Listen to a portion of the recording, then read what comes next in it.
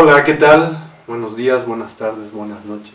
No sabemos a qué hora vaya a estar esto listo, no sabemos a qué hora lo vayan a estar ustedes viendo, pero pues es muy grato para nosotros estar aquí con ustedes. Como podrán ver, en esta ocasión, en esta nueva aventura de Belcebú, no solamente somos Sergio Santiago y su servidor Mauricio Matamoros, sino que estamos acompañados por dos grandes amigos, dos grandes comparsas, dos grandes apasionados como nosotros. Los cuatro somos grandes apasionados, hemos coincidido en muchas situaciones, apasionados del cine. Y en esta ocasión pues queremos, como les comentaba, iniciar una nueva aventura de Belcebú y precisamente enfocada hacia el cine. Queremos comenzar una suerte de mesas de discusión, mesas de charla, mesas de diálogo sobre cine y pues en esta ocasión queremos arrancar con Halloween. Para eso, pues bueno, ya comentamos quién estamos, pero agradezco enormemente la atención, pues la suma a esta aventura de José Luis Ortega. No, muchas gracias, Mauricio. Sergio, Santiago, un gusto estar aquí con ustedes, ¿no? Feliz, muy feliz. Y de Jorge Grajales. Pues gracias por la invitación, yo puedo decir que ya podemos ser los cuatro jinetes de Belcebú. Estaría genial, yo diría. Pues bueno, en esta mesa, para quienes no nos conocen, pues...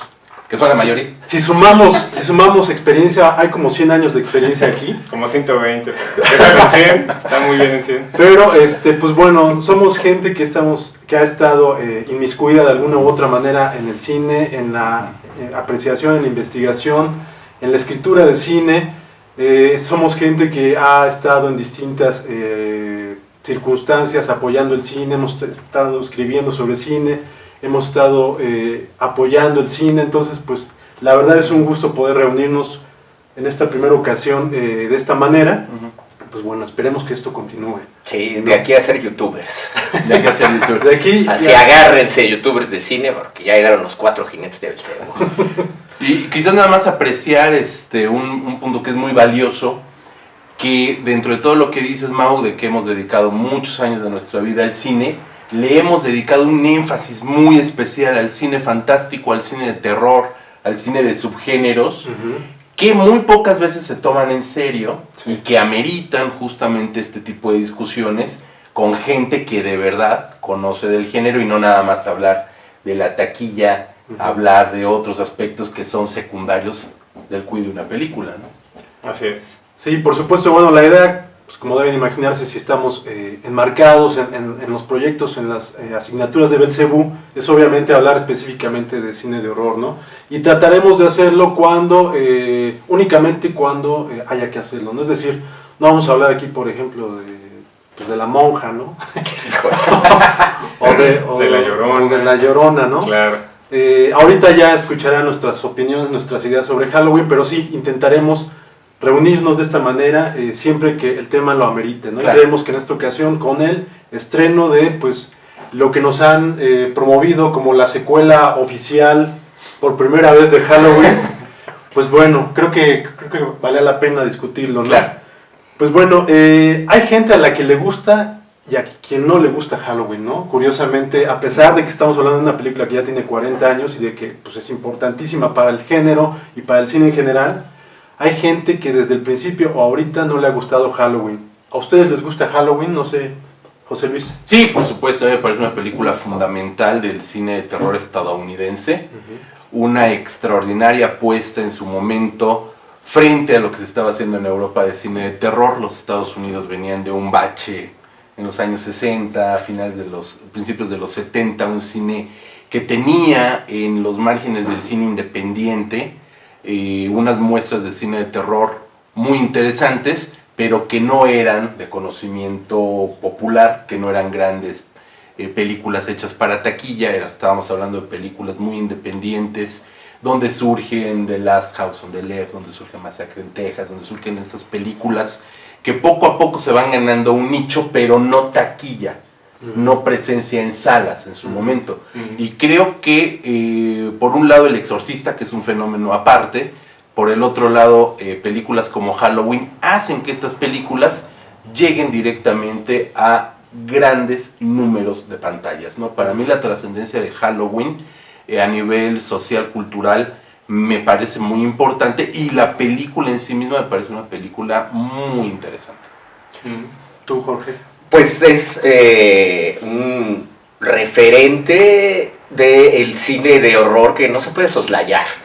Yo incluso creo que para la gente que no le gusta ahora Halloween, tiene mucho que ver que es la película que puso en la mesa de discusión todo este prototipo del asesino serial y del género slasher a nivel masivo, a nivel popular. Si bien ya estaba, por ejemplo, Black Christmas, por ejemplo, que ya había puesto también el hecho de poner las fechas, en este caso la Navidad, luego el Día de Brujas, etcétera, con un asesino.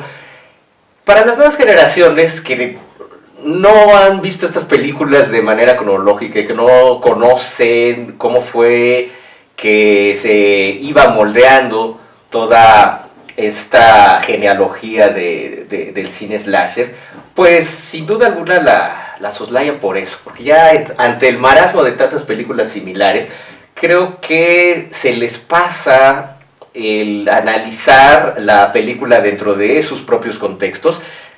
Y una cosa que las demás películas que imitaron a Carpenter no tiene, que es precisamente el ojo narrativo que tiene Carpenter para que esta película haya sido el éxito que fue. Obviamente para quienes nos tocó verla todavía en década de los 80s, y lo comparamos con las otras películas de slasher, sí tiene un elemento que sobresale, que las distingue, desde el icónico soundtrack que pues engalana toda la película, desde la fotografía. Tiene muchos hallazgos que empezaron a ser copia, y cuando la gente empieza a ver en nuevas generaciones pues ya estas copias, cuando ve de dónde surge todo esto, cuando ve el original, ya no les resulta tan interesante.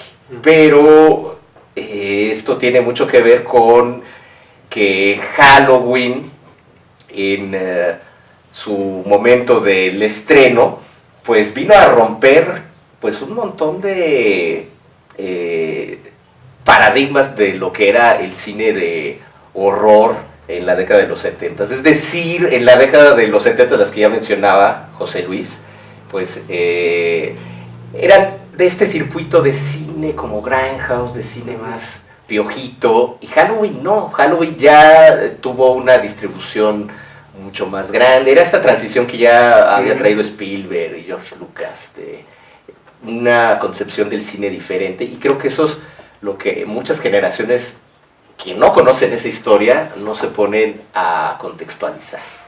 Exacto. Exactamente. ¿Tú, Sergio? Pues, híjole, yo creo que lo más difícil cuando se trata de hablar de una película de este nivel, pues es quedarse con un solo tema, ¿no?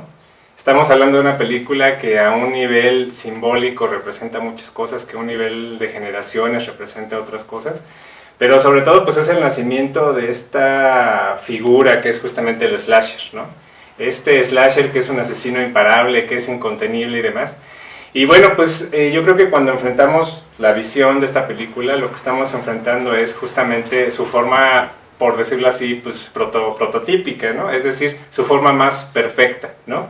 Y en ese sentido, cuando revisitas 40 años después Halloween, en pos o en vísperas de que acabas de ver como hemos mencionado, la secuela oficial, es muy interesante lo poco contenida que es. Es decir, la película original es mucho más fuerte, podemos decirlo, que la película actual, ¿no? Y eso nos habla mucho de cómo ha habido transiciones en cuanto a cómo percibe, pues, por usar unos términos muy generales, pues la sociedad, ¿no? Es decir, en la película original tenemos de entrada semidesnudos, frontales, ¿no? Tenemos drogas, ¿no? Hay muchísima gente, todos los jóvenes ahí en ese pueblito usan cualquier tipo de drogas. Y sobre todo tenemos una escena que aunque no es explícita, es decir, esta película en particular no está llena de gore, como muchas veces pasó con sus imitadores, pues hay una escena de maltrato animal, ¿no? Más bien podemos decir que hay una escena de maltrato animal directa y otra indirecta, que es cuando este doctor encuentra el perro, ¿no? El perro ahí en la casa.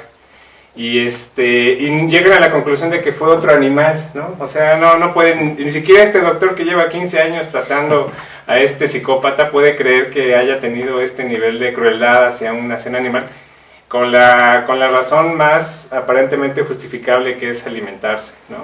Entonces, la comparamos con la nueva, y la nueva pues parece como que está muy contenida en ese sentido, ¿no? Parece como que es la versión PG-13, ¿no? Por decirlo así. Y realmente nos habla de cómo, para mí, obviamente pues, es una película que me gusta muchísimo, pero sobre todo nos habla de cómo esta sociedad, que aparentemente debería ser más libre, en realidad está mucho más contenida, mucho más victoriana, por decirlo así. Y pues es un preludio de que, tal y como Freud menciona en sus teorías, todo lo que reprimimos va a regresar mucho más fuerte, y pues ese es Michael Myers, que en la película original representa el horror puro, más bien la maldad pura.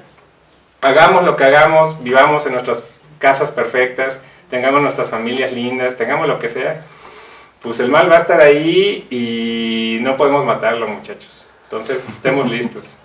Esa es mi opinión. Sí, efectivamente creo que uno de los varios aciertos de esta película, de los grandes aciertos de Carpenter en Halloween, es precisamente que a Michael Myers pues no le dan una identidad precisa, ¿no? Es simplemente el mal ahí reinante, rampante. The shape, ¿no? La shape, forma. ajá. Y esto pareciera que durante muchos años como que no fue importante, porque a partir de Halloween todas las películas slasher, siempre el asesino tenía como que muchas razones para hacer lo que era, ¿no? Aquí con Halloween pues no, simplemente pareciera que es una fuerza de la naturaleza, que es el mal, y eso precisamente me parece que es lo que hace pues, tan trascendente esta película, ¿no? Ahorita eso lo retoman de alguna manera en esta secuela oficial de Halloween, que hay que recordar que pues bueno, Halloween 2 en su momento fue secuela oficial, incluso Carpenter la coescribió, pero pues ya de buenas a primeras la echaron a un lado para abrir todo el camino para esta secuela de David Gordon Green. David Gordon. Y pues bueno, nos la presentan, estuvo muy cantada la película, Carpenter lo incluyeron como coproductor, les dio su bendición, se aventó el número de pues medio reconstruir un nuevo score para la película. Y pues bueno, ahí está la película, ya hemos tenido oportunidad de verla. ¿Qué opinan de ella? Caray. Mira, creo que sí es importante ver esta nueva película de Halloween descontextualizándola completamente. ¿A qué me refiero? Ya como bien lo comentas, la película de Halloween 2, que si mal no recuerdo es de Steve Miner. No, ¿de quién es? De Rick Rosenthal. De Rick Rosenthal. De Rick Rosenthal, ok. Era la secuela oficial porque sucede apenas momentos después de que termine la primera parte. Tenemos el final de Halloween. Halloween 2 arranca prácticamente minutos después. Entonces, era una secuela en toda forma. Y funcionaba bien, ¿no? Entonces, que de repente, todo lo que siguió, incluyendo reboots, incluyendo la muerte de la misma Laurie en H20, todo lo que sucede lo hagan bolas y lo echen a la basura, me parece loable, me parece algo interesante, ¿no? Lo que creo es que la película está hecha también en esta nueva fórmula y nueva moda de explotación de la nostalgia, ¿no? Creo que la película está demasiado forzada, esta Halloween, está demasiado forzada en el sentido de traer un icono popular, más allá de la cinematografía, se convirtió en un icono popular, social, igual que Freddy Krueger, o igual que Chucky, que todas estas grandes figuras de la década dorada de los 80, ¿no? Sumemos a Michael a los 80, nace tantito antes, pero ahí está. Entonces creo que retomar una figura de estas y ponerla en un contexto actual, porque la película, no vamos a platicarla, pero está ubicada en este momento, está ubicada en el tiempo actual, en el 2018, 2017, que la filmaron, 18. Entonces, retomar toda esa parte de la nostalgia y presentarlo como si fuera algo nuevo para las nuevas generaciones, porque esa siempre es como la gran excusa, ¿no? Para las nuevas generaciones. Me parece tramposo. Y en la medida de que es tramposo, siento que ya nace con un handicap en contra, en contra, ¿no? Y la película podría funcionar si se llamara La última noche de la niña guapa, ¿no? O si se llamara El Coco ataca de nuevo, o si se llamara Boogeyman 5, porque ya hay Boogeyman. Sí, sí. Y podría ser un neo-slasher competente, técnicamente bien ejecutado, modélicamente hecho porque tiene principio, desarrollo, cresta, desenlace y el final.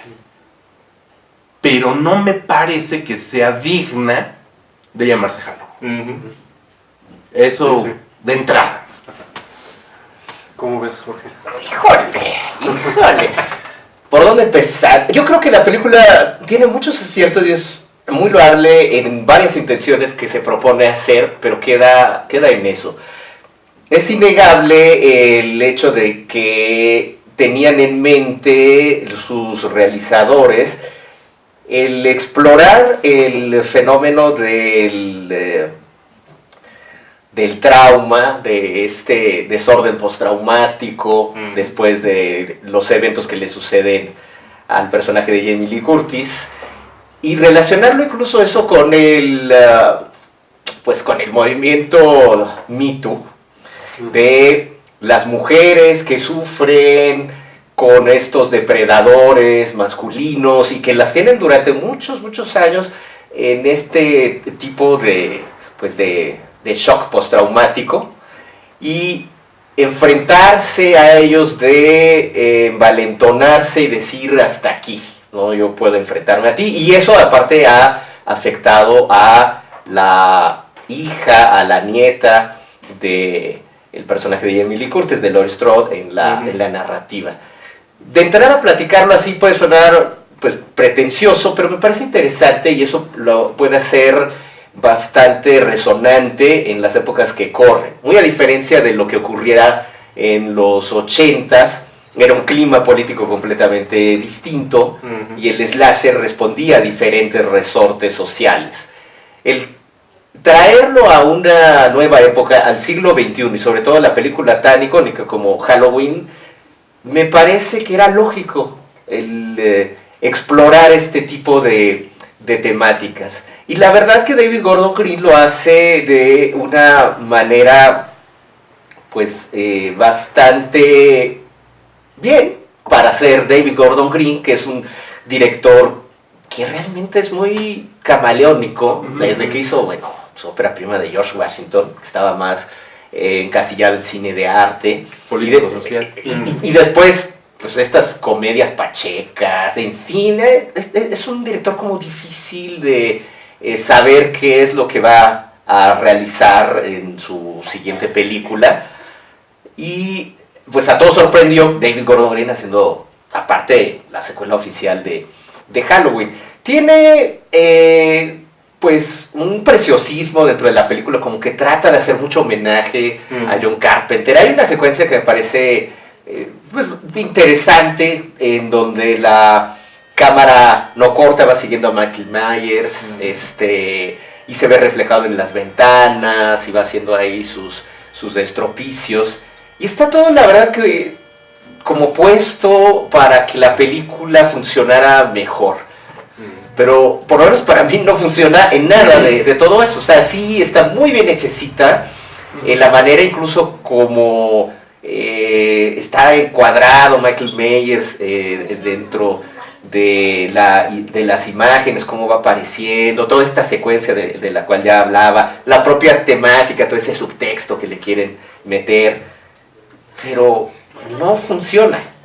Y creo que es porque la película tampoco tiene en absoluto esta tensión, este suspenso que lograba John Carpenter de manera muy económica, porque la película apenas dura, no llega ni a la hora 20, si mal no recuerdo, la original.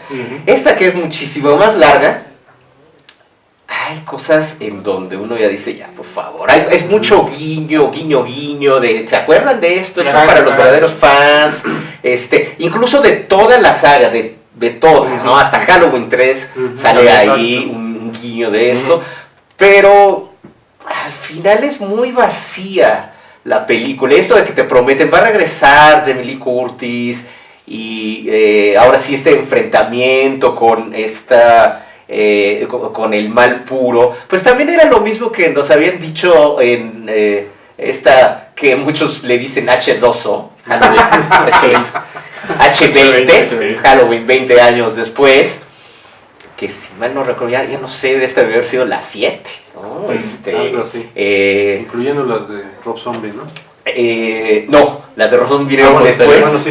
Luego viene esta de Halloween 20, luego viene la secuela, que es Halloween Resurrection, que con este rapero, con Busta Rhymes, que es dentro de la casa y que ponen cámaras, y que ahí de hecho es la despedida de Laurie Strode, la mata ahí de manera muy indignada, de hecho, y pues ya nos habían vendido eso. Esta es la secuela verdadera, y regresa Jamie Lee Curtis.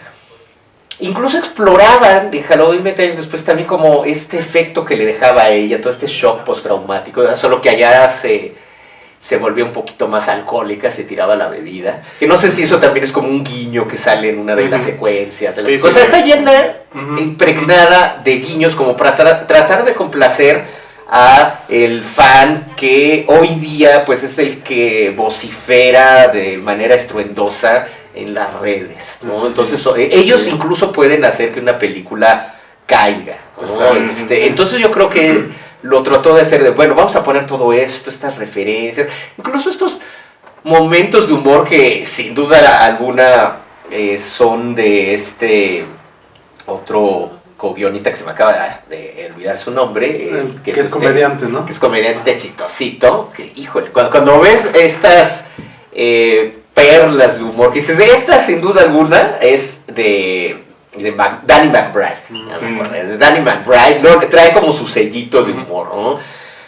Y en algunas ocasiones funciona, en algunas ocasiones es híjole, ya prefiero la de Busta Rhymes, así de plano, pero creo que lo central, a final de cuentas, es que es muy bonita, está perfectamente muy bien hecha, en cuanto, bueno, la foto y todos los homenajes, pero no tiene lo que tenía la de Carpenter, que es generar la tensión en el espectador, como este miedo, esta incertidumbre de qué va a pasar. Aquí, como dirían en inglés, es todo by the numbers, ya sabes qué va a pasar, no hay algún momento de tensión, aunque no cae en la tentación de hacer el típico cine de sustos, como podría ser La Monja, pues, ¿no? Los pianazos, el gato que te sale por ahí, el falso susto, porque Halloween, al final de cuentas, no se trata de eso, ¿no?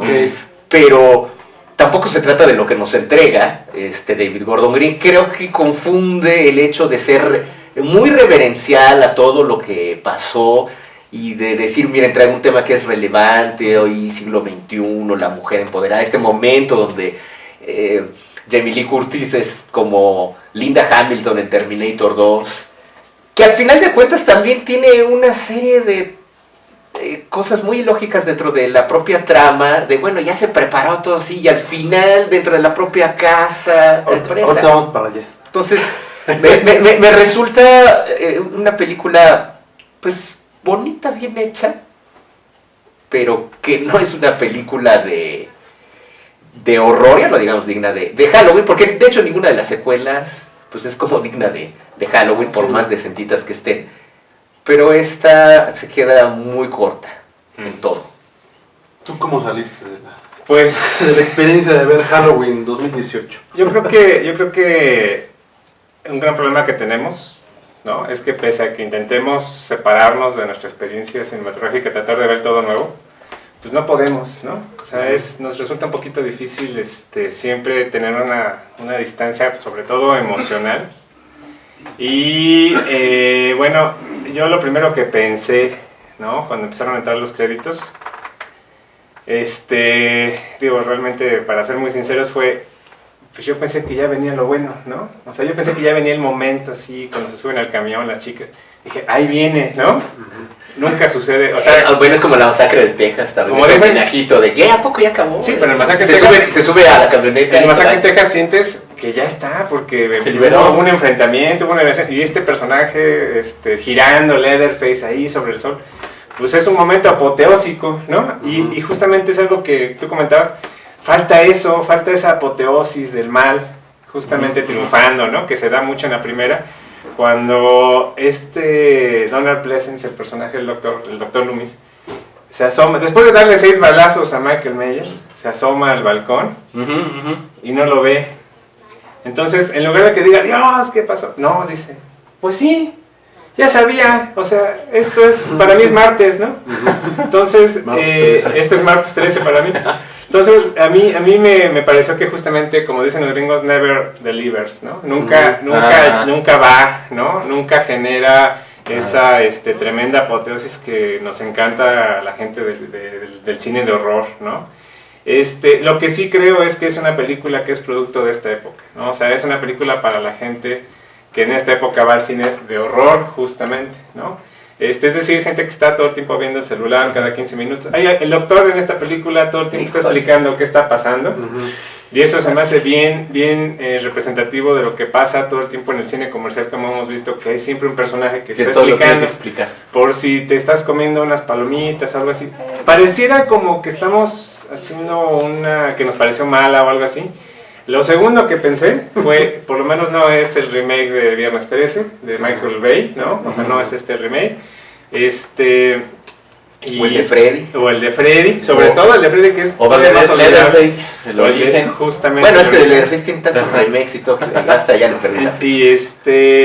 Y lo siguiente que pensé, bueno, por lo menos la música es gloriosa, ¿no? O sea, el soundtrack si hay algo que rescatar, que parecía que lo estamos haciendo de pedazos, pero no es así, nos gusta bastante que existe esta película. El soundtrack realmente, desde el momento en que empieza la película y empiezas a oír, dices, o sea, de aquí soy, ¿no? Como decimos aquí voy a interrumpir de manera muy patanesca. Pero creo que el soundtrack pues también tiene mucho que ver con 2 elementos. Uno, de lo que ya mencionaba José Luis, que es apelar como a la nostalgia. Sí, claro. No es lo mismo y dices, ay. Pero también tiene que ver con el hecho de que funciona. Y como dicen por ahí, si no está roto, no lo arregles. No, y eso pasó con la primera película. O sea, sabemos que las primeras proyecciones no tenían música. Sí, claro. Entonces, por ahí un crítico o crítica dijo, pues no da miedo, esta película no da miedo, no me gustó.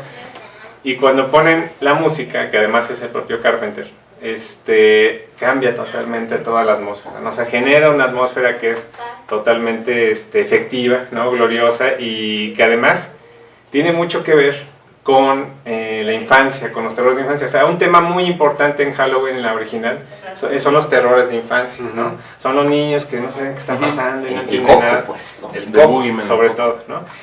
Y pues aquí todo eso está, pues acá hay homenaje tras otro, pues yo creo que el gran problema de la película es que lo esencial, lo fundamental, que es toda esta metáfora que está construyendo en la película original Carpenter, pues está totalmente perdida, ¿no? Sí, digo, creo que hay que tener en cuenta que la Halloween original pues es obra de un autor, ¿no? Estamos hablando aparte de un autor que tenía como 28 años, ¿no? O sea, estaba en su momento, ¿no? Que bueno, su momento afortunadamente duró muchos años después, ¿no? Sí. Continuó muchos años después. Pero aquí estamos hablando de un autor completo que sabía qué clase de historia quería, qué clase de historia, bueno, cómo lo iba a filmar, qué música hacer. Eso ya es un factor bien importante, ¿no? Y si la música funciona en esta última versión, es porque bueno, es de Carpenter. Es de Carpenter y viene desde entonces, y que es un score pues, perfecto, ¿no? Pero no sé cómo habrán visto ustedes, a mí esta película me divirtió, pero sí no es una película que me haya cambiado la vida, no lo esperaba, pero bueno, de menos que sí me hubiera, lo hubiera podido, que lo hubiera visto y que considerara que le iba a recordar. Creo que no la voy a recordar mucho esta película. Y el problema, creo yo, no sé cómo lo ven ustedes, es porque me parece que tiene el problema de algunas secuelas que se han hecho últimamente. Le encontré muchos vasos comunicantes, por ejemplo, con Alien Covenant, que bueno, Alien Covenant es peor que esta, ¿no? Pero creo que algo peor que Alien Covenant no hay, pero creo que comete el mismo pecado de que se preocupa demasiado por prácticamente filmar la misma historia de hace 40 años en este caso, bueno, casi lo mismo de Alien Covenant, y cambiarle solamente algunas cosillas, ¿no? Pero prácticamente sigue como que la misma guía, ¿no? Es el mismo conflicto, prácticamente los protagonistas, bueno, el protagonista es el mismo, está en el mismo papel de hace 40 años, y pues bueno, es un cine que estamos viendo que no arriesga, ¿no? O sea, finalmente aquí vemos que es un productor que, a pesar de que se ha dado a conocer porque es un productor que hace cine independiente, entre comillas, estamos viendo que no se están atreviendo realmente pues, a apostar, ¿no? Están siguiendo las mismas fórmulas y pues sí, no apuestan prácticamente nada, ¿no? Entonces creo que en ese aspecto me parece que es uno de los graves problemas, ¿no? Yo creo que, y dándole un poco de continuidad a lo que comentaba Jorge, y algo que a mí me molesta sobremanera de esta película y de otras es lo políticamente correcto, ¿no? Lo políticamente correcto es lo peor que le pudo pasar al cine en general. Y al de horror más. Y al de horror Y a más. la vida misma. A la vida misma. Ya, Pero ya comentaba Sergio, la primera parte es muy, bueno, la primera película, pues la original de Halloween, se atreve a ir a contracorriente de lo establecido, que esa era la misión del cine de terror indie, de este cine de los años 70, ir contracorriente de lo establecido y presentar un contexto social que no era el oficial. Los jóvenes se drogaban, los jóvenes se encueraban, los jóvenes cogían, los jóvenes hacían lo que todo joven tiene que hacer, dada su naturaleza. Entonces, todo ese discurso contracultural propio del cine de terror, en estos últimos 5 años, por decirlo menos, se ha escamoteado de una manera verdaderamente dramática, ¿no? A mí me parece que se están esforzando por presentar una juventud que no existe. No está existiendo porque están quitándole todos los valores o antivalores, si quieres, que los motiva o que los mueve o que los hace ser por su naturaleza joven contestatarios, ¿no? Incluso la misma Laurie Strode en el 78, a principios de una década de los 80, con el yupismo, Reagan, etcétera, etcétera, presentaba un modelo muy establecido de juventud, que no presenta, ya no digamos su hija, porque se supone que ya está mayor, su nieta, ¿no? Y supongo que ahorita diseccionaremos un poco más a fondo la película. El personaje de la nieta me parece un personaje total y absolutamente inútil para la trama, ¿no? Totalmente. Que no concuerda con el modelo juvenil de hace 40 años.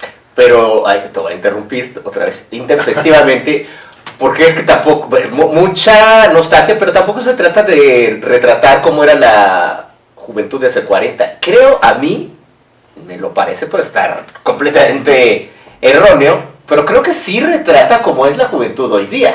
A uno porque está muy mayor y no es millennial, pero creo que estas películas, y trayendo un poco a colación quizá otras como It Follows, sí retrata mucho de el ambiente que se vive hoy día. Que ya no nos guste eso, que nosotros nos tocó vivir otra cosa, es muy diferente. Pero a mí me parece que incluso hasta de manera muy del burro que toca la flauta, ¿no? De pura casualidad, de pura chiripa, muchas de esas películas, sin quererlo, retratan todo este ambiente social. Uno lo ve en las películas de los 80s, 90, etcétera. Que ya no nos guste cómo es la juventud, que es muy apática, y eso es otra cosa. Pero no, fíjate que no se trata de la película. Yo lo que tengo que comentar en ese sentido es que la peor tragedia de la chica en la película, en la nueva, es que pierde el celular. O sea, muere el padre, pasan un chorro de cosas, pero la tragedia para ella es el celular. Ajá. Entonces, quedémonos con esa... O sea, probablemente estamos demasiado cerca con la época, como para apreciarlo. A lo mejor en 30 Claro. años vamos a verlo de otra forma.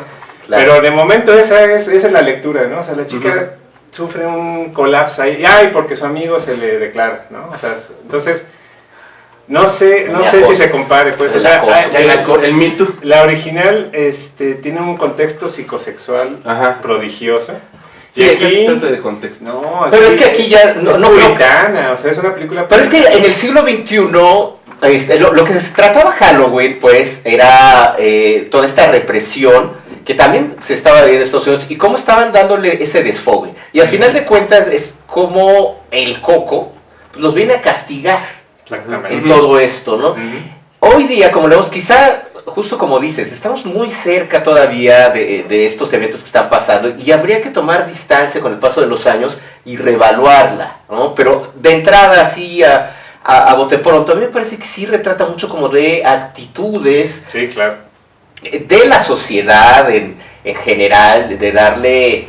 Curioso, porque pues todos los que participan son hombres, los guionistas, y de darle ese empoderamiento a todas las generaciones de la familia Strauss. Al final las que quedan, como siempre, son las Las mujeres. final. Pero en el caso de la nieta, yo no sé si le estén poniendo como para continuar el mal, como en las secuelas, como en Halloween 4 y 5, que era la hija de Jamie Lee Curtis, que interpretaba la actriz Danielle Harris, que se llamaba Jamie, de hecho, el personaje se llamaba Jamie. La 4 la ponen como de, híjole, parece que ella va a ser la siguiente, y también está vestida de payasito y trae su cuchillo y de sangre y todo. Aquí en esta, por todo lo que pasa, ella al final bueno, está como muy omnibulada por todo esto que está sucediendo y a lo mejor no alcanza a entender qué es lo que está pasando. Estas figuras que salen de estos maniquíes que tiene por doquier y afuera de la casa el personaje de Jamie Lee Curtis, no sé, cuando se encuentra con ellas, el ver esta figura que no refleja nada, como a lo mejor nos puede pasar a nosotros como con esta juventud, es que no están reflejando nada, ¿qué les pasa?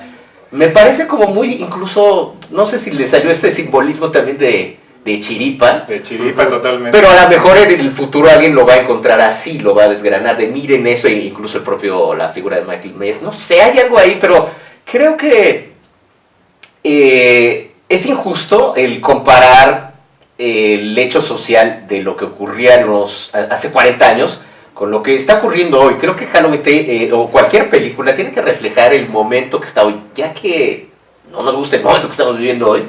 Creo que es otra cosa, por no nos... Bueno, yo pienso mucho en lo que decía Brian De Palma, por ejemplo, ¿no? Brian De Palma sufría muchísimo de este tipo de censuras y comentarios, y sus películas muchas veces eran muy vilipendiadas, ¿no? Entonces alguna vez le preguntaron directamente qué opinaba él de eso, ¿no? Y él dice, bueno, pero es que la opinión de la época es la opinión de la moda, de la ideología que está de moda. Y esa va a pasar, muchachos, ¿no? O sea, esa va a pasar, esa va a quedar atrás, ¿no? Y justamente Halloween pues tenía muy malas críticas en su momento. El tiempo la terminó reivindicando, ¿no? En este caso, por ejemplo, en la actual, lo que más me preocupa, si le podemos llamar preocupación, es una cuestión que es que el Boogeyman es severamente castigado, ¿no? O sea, sí da paso como para una secuela y una serie de cosas, hay una preparación para la secuela, Sí, ¿no? claro. Pero al mismo tiempo es un perdedor, ¿no? O sea, es un loser ahí completo, ¿no? No vio que la mamá iba a cambiar de opinión y se empodera, hay una escena en la cual se empodera totalmente, ¿no? Y ya son como unos temas bien ríspidos, pero realmente se ve muy forzado, ¿no? O sea, Es en mi forzado. opinión. Sí. Yo creo que, perdón por andar. Otra. Es que creo que aquí, por ejemplo, el hecho de que tome el tema, me parece que por lo menos yo lo interpreto así, es los guionistas, de que en esta Halloween, pues el mal pues, puede ser cualquiera, ya no necesariamente ese Michael, que era pues, incluso ese subtexto que se encuentra en la primera. Y eso, perdón, Aquí, si no la han visto, adelántenle. Así Aquí siempre hay spoilers. O sea, pero aquí va a haber no se preocupen, spoilers. Siempre, Aquí sí va a haber spoilers. Sí. Porque me parece, por ejemplo, esa vuelta de tuerca, ese twist del doctor. Sí, Que después él se pone la máscara y quítate la máscara, ven a bailar. Ajá. Él, bueno, te pone como en eso de yo puedo ser hasta más maligno, puedo ser igual de maligno. O sea, he estado tan en contacto con el propio mal que ahora el mal me mira, ¿no? Pero el de resultado- esos de que, ay, miro tanto el abismo que la Pero el resultado es patético. Sí, bueno, ya, la ejecución es otra cosa. Me imagino que esa era la intención Pa- que tenía, ¿no? Pareciera que se habla de mal, pero de lo malo que puede llegar a ser una película cuando se suman todos estos elementos, ¿no? Sí, No, claro. pues es que de buenas intenciones sí está hecha la película, ¿no? O sea, tenía la mejor intención de ser la secuela oficial, la mejor intención de ser una película de terror y la mejor intención de demostrar que David Gordon Green es un buen cineasta. Pues es un director, como ya comentabas, totalmente dispar, ¿no? De Pineapple Express a Halloween o George Washington, que es muy buena peli, la verdad. Pues sí es como... Vamos, y no que sea una figura que tenga que estar vinculada con el terror para poder hacer una buena película de terror. No necesariamente, pero sí es aquí lo que comentas del juego de los guionistas, el juego del director, el jugar con la trama o con las intenciones sociales actuales y demás, no les da para una película que merezca llamarse Halloween. Yo sí lo sostengo. O sea, podría ser un buen slasher derivativo, una película de terror mejor que La Monja, mejor que seguramente The Curse of La Llorona, o mejor que claro. Slenderman, que Híjole. merecía Bueno, la propia leyenda de Slenderman, como lo que comentabas, la época actual y lo que Claro. podría haber sido una leyenda actual llevada a una película de terror, fracasa de manera estrepitosa. Digo, esta Halloween se pone por encima de cualquiera de estas. No, yo creo que no merecería llamarse Halloween. Me parece que hay muchas incoherencias. El mismo derrotero que te imaginas que tiene esta Laurie Strode, olvidándonos de todas las secuelas y regresos y demás, de este arco evolutivo que tiene, no es congruente. O sea, es muy anticlimático, es anticlimático. aparte, ¿no? Cuando ya se van a enfrentar y dices, bueno, pasaste 40 años entrenándote, esperando justo este momento, y bueno, ya todo sale como película de Abbott y Costello, cara, bueno, de Violet y Capulina, así, mejor, pues, no sé si mejor o peor, pero sí es muy decepcionante en ese sentido, no hay como esa coherencia que dices. No, y sobre todo que el tema, uno de los temas también que además lo pone muy, muy explícitamente Carpenter en la primera, pues es la cuestión del destino, ¿no? Entonces aquí no hay jamás vuelven a repetir la cita tal cual, ¿no? Y jamás hay una reflexión al respecto, ¿no? Al contrario, más bien parecería como que hay una conformidad incluso a su situación todo el tiempo. Y que están tan preparadas, todo el mundo está tan listo, la policía, todo el mundo está tan preparado y tan listo que no pasa nada interesante, ¿no? Eso de pronto pareciera también un poco, ¿no?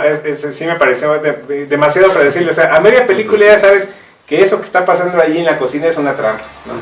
Entonces se me hizo como muy hecha para gente, por decirlo así, que jamás ha visto otras películas de horror. Y no están listas para estos giros tan obvios, ¿no? Bueno, a uno ya se le hacen bastante obvios, ¿no? Sí. Yo creo que para cualquiera, la verdad, es que sí están muy obvios. claro, sí. O sea, no, creo que no necesitas haber visto muchas películas de horror, porque incluso ya en la propia cultura popular han sido referenciados, parodiados, satirizados hasta la médula. Ya mucha gente lo tiene incluso asimilado sin haber visto muchas películas de horror. Ya hasta los Simpsons, No, ya hay que salen decirlo. las referencias que dicen, esto es como en los Simpsons. Y hay que decirlo muy claro, hay una lógica de videojuego todo el tiempo, ¿no? Sí, Ajá. tal cual, Absoluta, ¿no? cierto. Sí, Tienes claro. razón. E incluso sí me recuerdo, fíjate que en varias ocasiones como un videojuego. Ya el final donde está Laurie cazando a Michael Myers es como un first person shooter. Sí, sí. ¿No? Y iluminando con... Te dan ganas de disparar. Sí, dije, ay, no me traje el control. No, y fíjense, o sea, la primera película, la entrada, te remite a un filme bastante oscuro y que a mí me parece que está muy despreciado, que es Peeping Tom, ¿no? Sí. O sea, Peeping Tom es este asesino que utiliza una cámara para matar y capturar el instante de muerte, ¿no? De sus víctimas, mujeres, por supuesto. Entonces, se me hace mucho la referencia de Peeping Tom a una persona actual, pues le va a referir justamente al videojuego. Claro. Sí. Eso es lo que está pasando. Y Claro. es que el problema es que creo que no solamente pues hay nuevos públicos, sino que recordemos que, por ejemplo, John Carpenter, cuando hizo esta película, estaba muy influenciado, muy demarcado por el cine clásico estadounidense, ¿no? Ahorita el Carpenter actual está más marcado por los videojuegos que por el cine clásico.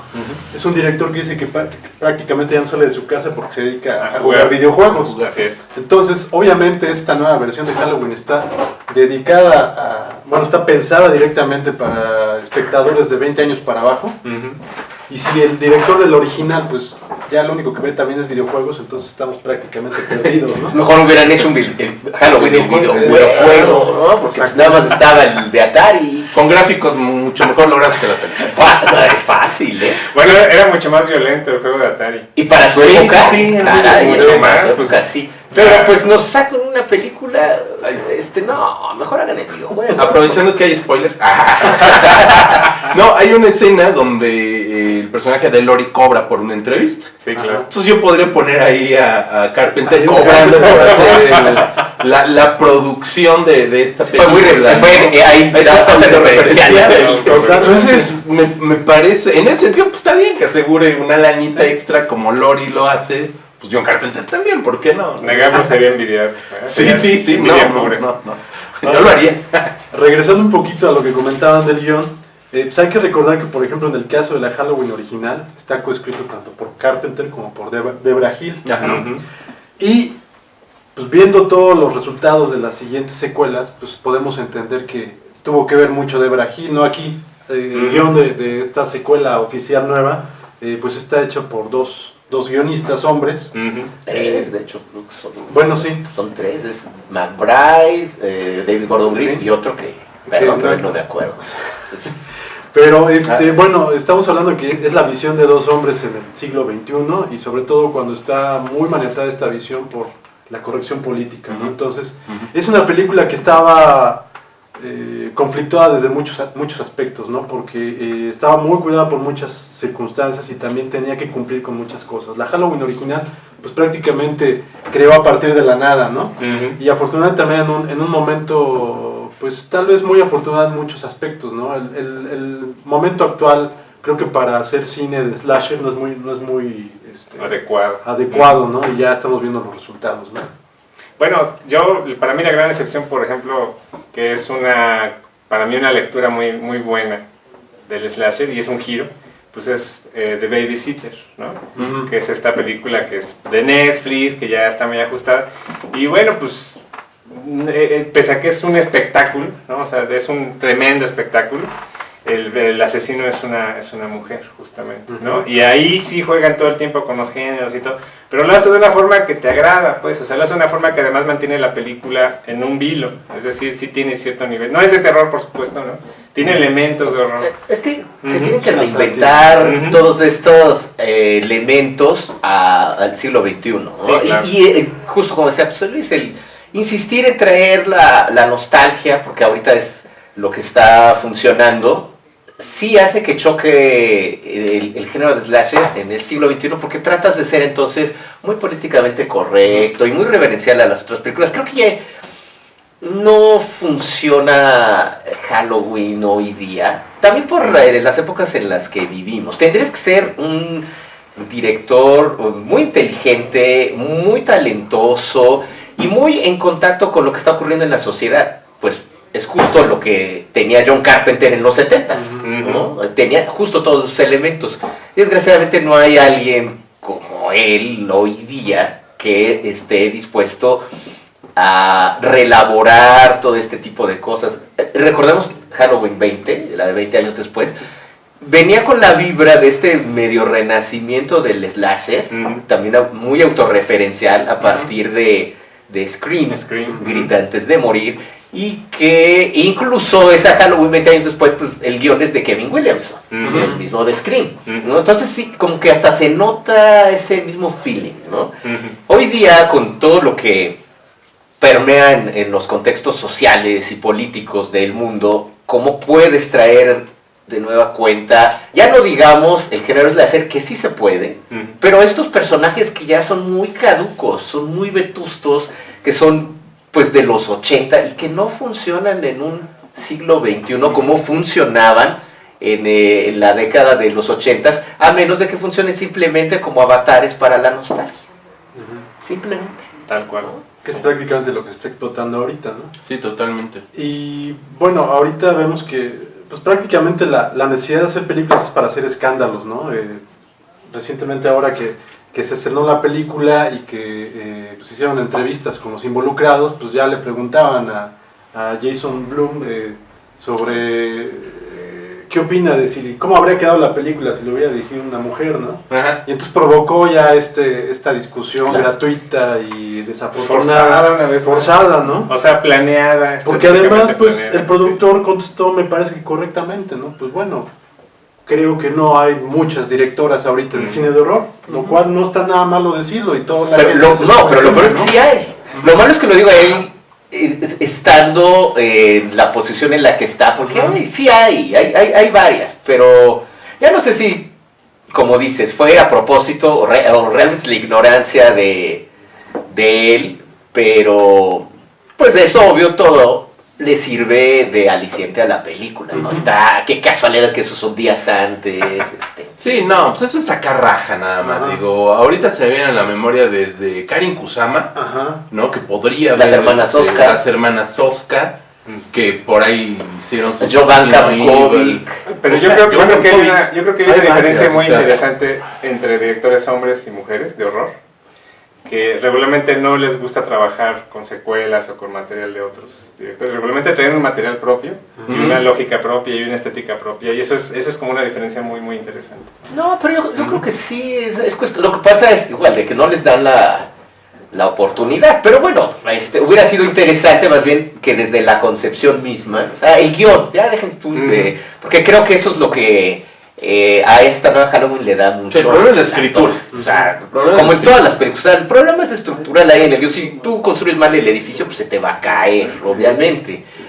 Y aquí creo que sí es una visión para tratar de complacer a todo mundo y como que parezca relevante con todo lo que está sucediendo, el Me Too, el empoderamiento femenino, pero por lo menos a mí me pareció tan artificial, tan vacío, tan vacuo todo esto, todo metido como tan al calzador, porque en realidad sí se lo merece el personaje de Laurie Strode, pero como ya comentábamos, al final resulta decepcionante y termina siendo chapuzas que no están dentro de la lógica de ese mismo personaje que nos están presentando.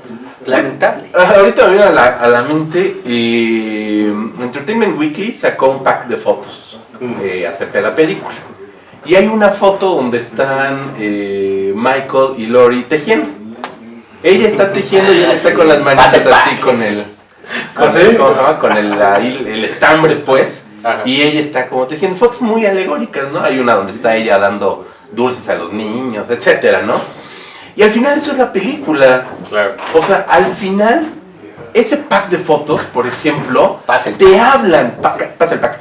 Ese pack de fotos te habla de lo que esperaban de esta película, que fue una película, vamos otra vez, políticamente correcta, apta para todo público, apta para una taquilla que fuera a generar dinero suficiente. Pero es clasificación R, no es para todo público. De hecho es más... Pero ese tipo, sí. Es más gore que incluso que la 1 nunca fue gore. Y es más gore por 2 o 3 escenas, en realidad tampoco, digo, y a mí que... Bueno, es que uno no hay está cursos de acostumbrado a bañarse en sangre en las No, mañanas. sí, Yo creo que algo muy significativo esa R también es bastante chapucera porque son películas que ya buscan ese tipo de clasificaciones porque el San Benito de ponerte una R ya te hace deseada, ya te hace objeto Bueno, los productores también están así como de, ¿en serio? La vean. Desde Deadpool, que funcionó para películas de superhéroes, miren, sí se puede tener R,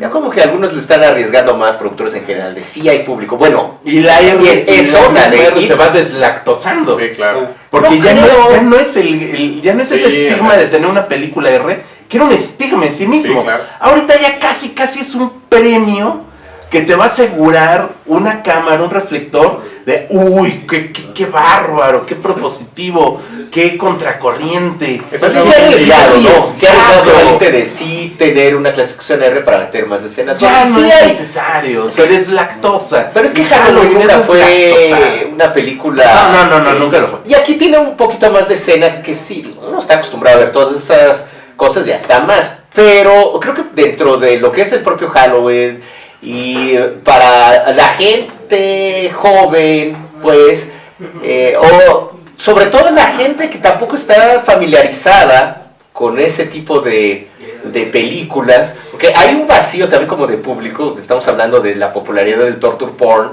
en donde pues, esto era común, y sí eran R y todo, en fin, el juego de miedo, etcétera, ¿no? Pero hubo también como todo un vacío, como que llega una nueva generación y ya son películas, como dices, pero a mí me parece que ya es toda una corriente incluso de película deslactosada, de horror en todos los sentidos, y ahí yo vuelvo a poner la de It Follows en eso. A mí me parece como que representa mucho todo esto, ¿no? O sea, es muy reverenciada por las nuevas generaciones, me parece muy deslactosada la película. Totalmente. En realidad es como esta... muchos de los elementos de Carpenter Que en es de hecho una Halloween... película que le debe mucho a Carpenter. Sí, le debe muchísimo a Carpenter. Es Es justo que eso. no. Yo creo que es lo que debería haber sido, o incluso es a lo mejor, el nuevo Halloween. Exacto. Porque es eso, ¿no? Y justo refleja todo eso, y es el miedo, y es el coco, y habla más.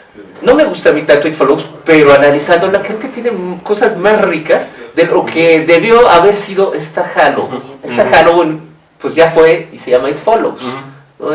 Y esta, por más que sí tiene cosas, pues medio sorprendentes, gore, o...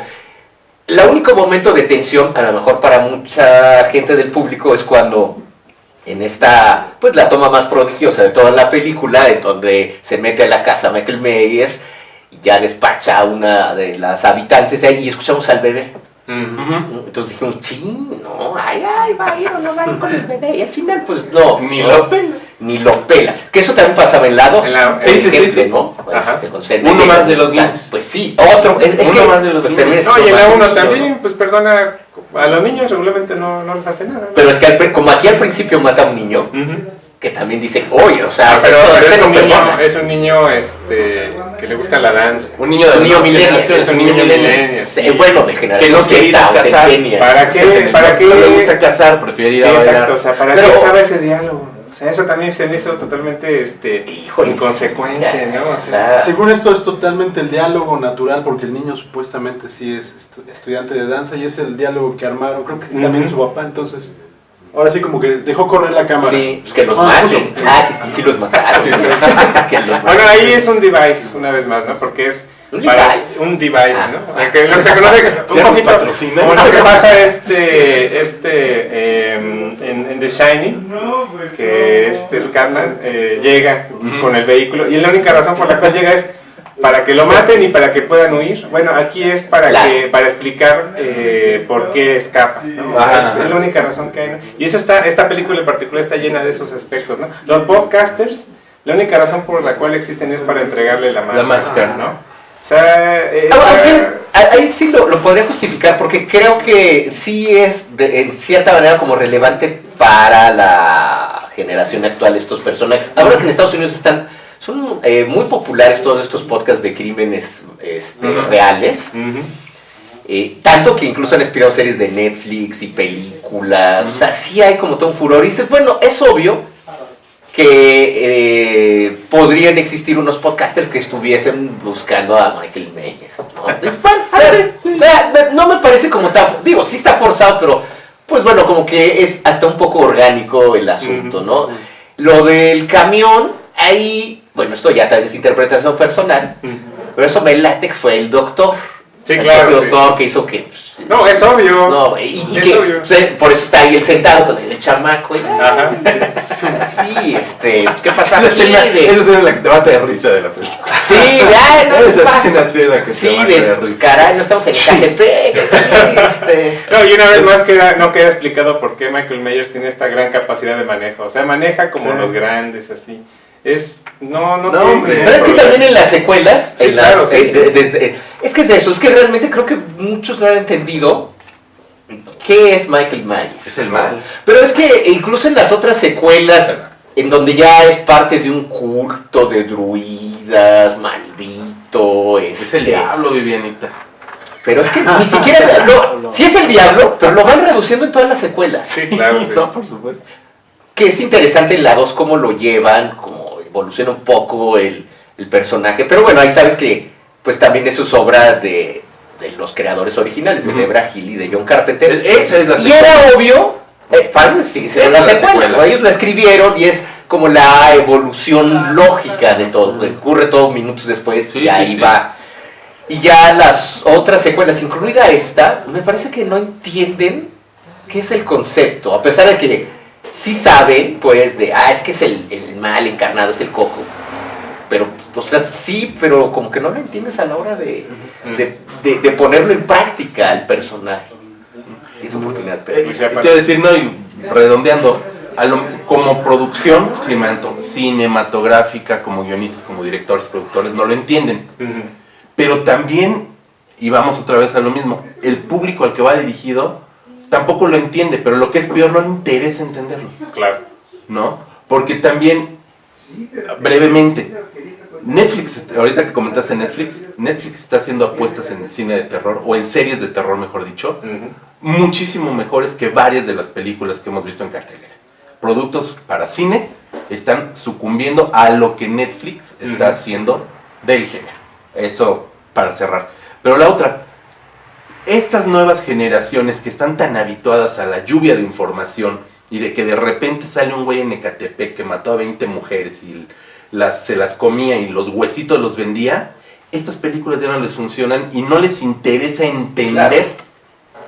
el simbolismo que bueno, malo, regular pudo poner David Gordon Ujú. Green y sus guionistas en la película. Y así como sucede en México, sucede más en Estados Unidos, que cualquier hijo de vecino saca una pistola y se despacha toda una comunidad, ¿no? Entonces, sí, la falla por parte de la producción como película de no entender el fenómeno, pero también el público meta no es que falle, simplemente no le interesa comprenderlo. Ujú. Entonces, ahí es donde ya Yo no sé, yo insisto. hay un hueco, hay un vacío. Es ahí. como también, no sé, hacer menos a tu público. Insisto, con It Follows, este tipo de películas, que a esta nueva generación, bueno, si les preguntas de películas de horror que has visto, cuáles consideras las mejores o del siglo XX, Ah, no sí, aparecen las- estas en esta lista. Y son como las de que salen incluso de manera muy natural, no son películas Ahí forzadas, está. orgánicas. Esa es la clave. Como Halloween salió Esa es la clave. en su momento, ¿no? Ujú. Insisto, Esa It es la Follows clave. es pues, el Halloween del siglo XXI, porque explora las mismas temáticas para una nueva generación y le llegó a ese público. Porque lo hizo de manera abierta. Ujú. O sea, no exprofeso vamos a hacer Halloween. Claro, Fue una sí, sí, película fue libre. encontrando, ese público fue encontrando esa Libre. película y viceversa, ¿no? Ahí sí fue un fenómeno de la libertad creativa Sí. que encontró el público. Aquí no hubo ni la libertad creativa, es Está muy evidente. calculado, es una película muy calculada en todos por lo los tanto no sentidos, llega, ¿no? sí. Bueno, pero pues, el éxito en taquilla, que es lo que les importa Ah, claro, a don claro, Jason claro, Blum claro. y compañía, pues El Ya bar. está, ya es. casi $80 millones el fin de semana de estreno. Pues, Pero hay que ver cómo aguanta. bueno, por lo le pronto ya le fue bien. invirtieron, O le sea, invirtieron ya- 10 millones, Ajá. ya te llevaste 80. Sí, ya. Hay que ver cómo aguanta No, pues también. ya Se no aguantan. despeñan, A ellos para- ya dicen, ya están pensando en la secuela, ya para ellos es el éxito, ya están todos celebrando. Tendremos que pensar nosotros por lo pronto en la secuela de esto porque ya se nos acabó el tiempo. Podemos seguir durante mucho tiempo, pero quién sabe si quiera seguir con nosotros. los No, que hace media lleguen a hora que ver ya le esto. cambiaron. Si es que alguien llegue. Entonces, pues bueno, pues no sé si quieran agregar algo como último, brevemente, por favor. Bueno, pues primero y antes que nada agradecerles a ti y a Sergio que nos hayan invitado a esta mesa.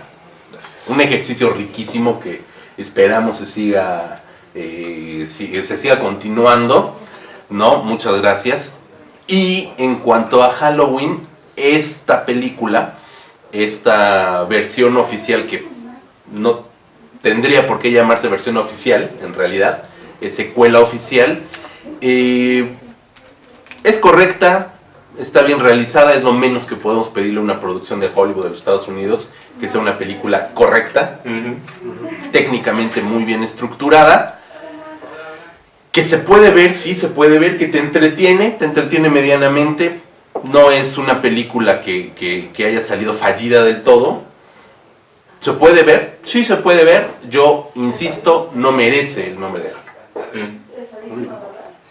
Bueno, con respecto a esta de Halloween, pues creo que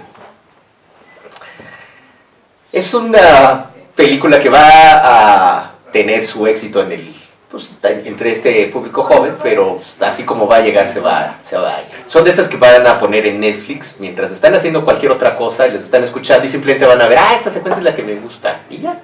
No, realmente, como lo ha dicho el propio Carpenter y haciendo este símil con la figura de Michael Myers, o sea, nos vamos a morir y Michael Myers va a seguir, el mal va a seguir, y las secuelas de Halloween que parecía que ya no podían regresar después de la última de Resurrection, que fue fatalérrima.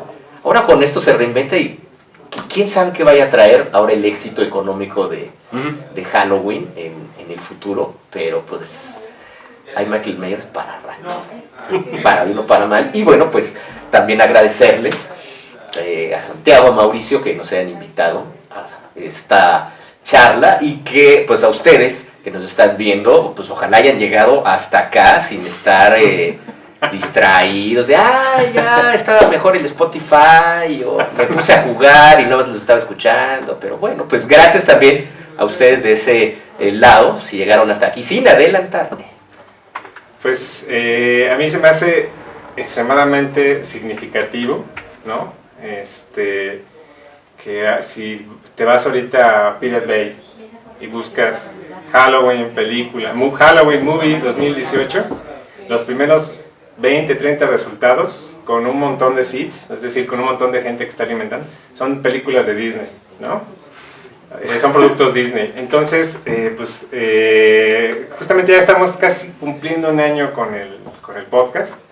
Y uno de los referentes que hicimos de los primeros en aquella época, pues es justamente que hay una especie como de Disneylandización de las cosas. Y yo creo que esta película es ciertamente como consecuencia de esta cuestión. Recordemos que Marvel también es de Disney, ¿no? Y bueno, pues como dice Jorge, pues va a ser un ratote de estar hurgando, buscando. El fanático de horror sabe que tiene que ver un chorro de películas, una cantidad tremenda de películas para encontrar una perla. Pues seguimos buscando, ¿no? Esa es la actitud que queremos fomentar. Pues sí, seguramente habrá de menos otra secuela de Halloween, pero yo creo que para esa ya nos vamos a reunir a discutir. No, ya. Habrá otras cosas más interesantes. Pero por lo pronto, pues agradecemos a todos ustedes que están del otro lado, esperemos. Agradecer a José Luis, a Jorge, muchas gracias en verdad por acompañarnos. Pues bueno, somos comparsas de esto y pues esperamos tenerlos acá pronto, ¿no? Estaremos, Mauricio, muchas gracias. Bueno, partes, ya estaremos escuchándonos en otras charlas del Belcebú sobre cine, ¿no? Gracias. Hasta luego.